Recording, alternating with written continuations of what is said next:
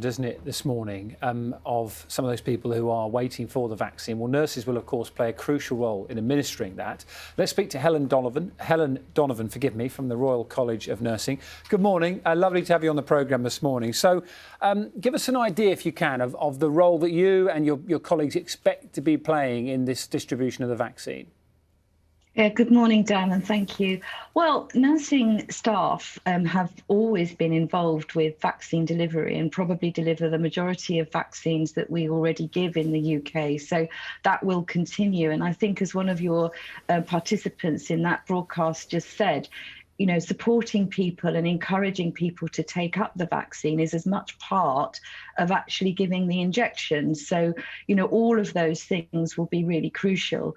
And I also like the story about the person who volunteered for the trial and being a bit scared of needles. And we know that, you know, actually people are a little bit scared of needles. So again, nursing staff supporting people through that process of having an injection. So I think all of those things, as well as training people and supervising the whole process. So nursing staff will be crucial to this. But I think it's really exciting, and I think my colleagues and the profession are up for the challenge ahead.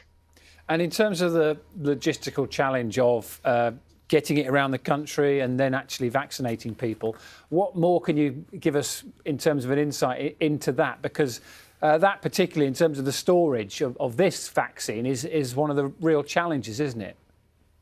Yes, it is. And I think, you know, that's been well publicised. So the vaccine needs to be stored routinely at -70, which is obviously, you know, below most freezer temperatures. And then it needs to be reconstituted, defrosted and then reconstituted. And all of those processes need to sort of happen. So it's a logistical challenge for us. But there's been lots of planning going on. And that's why, certainly for the initial rollout for the first week, it'll be in 50 designated hubs, hospital hubs, so that we can make sure that we get the vaccine as quickly but as safely to the people that need it the most, which will start with those elderly residents in care homes and the care home staff, which again you highlighted on your broadcast just before.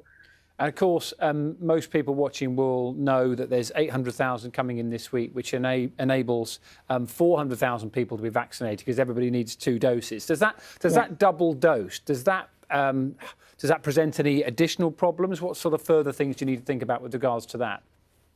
Well, the key thing that we know from other vaccine programs is actually making sure that people come back for that second dose, and making sure that we factor that in with the appointments that people are given, because it's a 21-day gap between the first dose and the second dose of the vaccine. So I think that's the key challenge. Obviously then getting people back to the hubs or wherever we can then roll out the programme to deliver the vaccine to. But I think that's probably the key challenge. And in terms of, you know, how your fellow members are sort of feeling at the moment, because it's been a tough year for many people, but particularly those working on the front line. I saw an article over the weekend talking about the number of people who volunteered to help within the NHS, you know, going beyond their sort of normal hours, if you like. Is there a feeling that we will do whatever it takes to get this done?